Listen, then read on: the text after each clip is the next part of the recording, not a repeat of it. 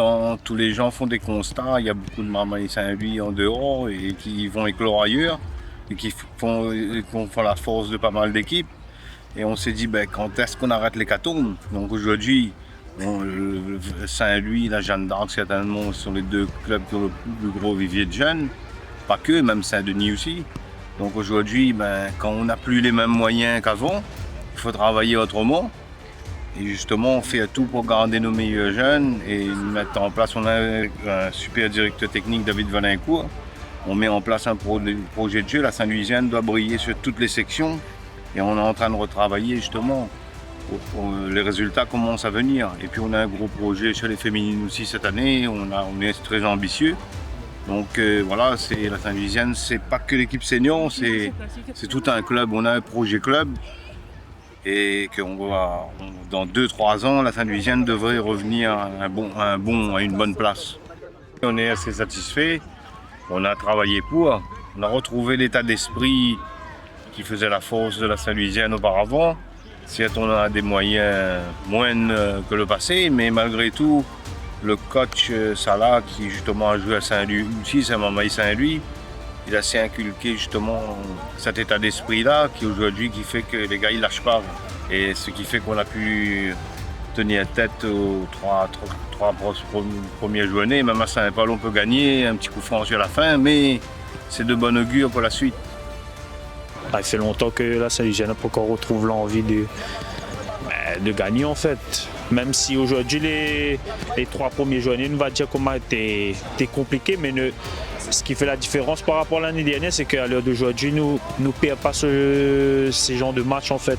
Parce que c'est un moment, l'année dernière, quand on était mené, ou sinon on est toujours à 0-0, dans les dernières minutes où on prend un but, soit on lâche quoi. Cette année, elle est un petit peu plus différent et on ne lâche pas jusqu'à 95e, 16e, on va dire. Même si on accroche les gros, on ne connaît que le football, il joue toujours sur le rectangle vert. Comparé à l'année dernière, voilà, c'est un bilan positif pour le moment. Les mecs, les jeunes surtout, ça fait un petit moment qu'ils sont à l'intérieur du groupe, même depuis l'année dernière avec Pascal.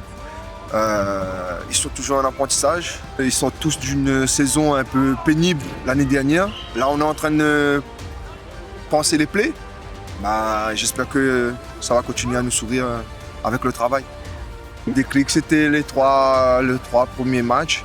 Mais on a encore beaucoup de boulot au niveau mental sur l'approche des matchs de notre gabarit pour le maintien. Et nous, on sait que, par exemple, sur le dernier match de Marassoin, on pouvait mieux faire. Mais bon, on n'a pas perdu, donc ça fait du bien aussi au moral d'être invaincu sur les 5 premières journées. Moi j'ai confiance aux joueurs et je remercie aussi beaucoup de joueurs qui sont là, les anciens, Phileas, Palani, il y a beaucoup de joueurs qui sont restés au club, malgré qu'ils étaient en E3. Ils sont restés pour ramener le club en haut et aujourd'hui c'est eux qui encadrent justement cette jeunesse-là. Et c'est un bon signe pour l'avenir. Il y a beaucoup de monde qui sont habitués, il faut recruter, il faut des gros joueurs déjà. Moi je redis, on est en situation de redressement judiciaire. Donc normalement, tout homme responsable, on essaye de plus réitérer les mêmes erreurs. Donc à nous maintenant de faire en sorte, il faut que les gens comprennent qu'on a peut-être le 2e club le plus petit budget de la E1. Donc on ne peut pas dépenser ce qu'on n'a pas. Ce serait la mort programmée du club. Il faut travailler autrement, faire confiance justement au vivier Saint-Louisien. Marmaille Saint-Louis, il gagne le ballon. Marmaille Saint-Louis, il est capable. Et c'est cet état d'esprit-là que nous on doit inculquer. On a de très bons jeunes, on a des bons joueurs. On estime qu'on a une équipe pour atteindre nos objectifs qui reste le maintien. On va pas jouer le titre. Et il faut être patient. L'Excelsior a pris 4 ans, je le redis, pour reconstruire. Ils ont 9 gars formés au club. Et ça réussit. Donc à un moment donné, il faut savoir reculer pour mieux avancer. Les Verts sont là, mais comme je dis, il faut continuer à travailler. Là, il n'y a que 5 journées. Ça va très vite.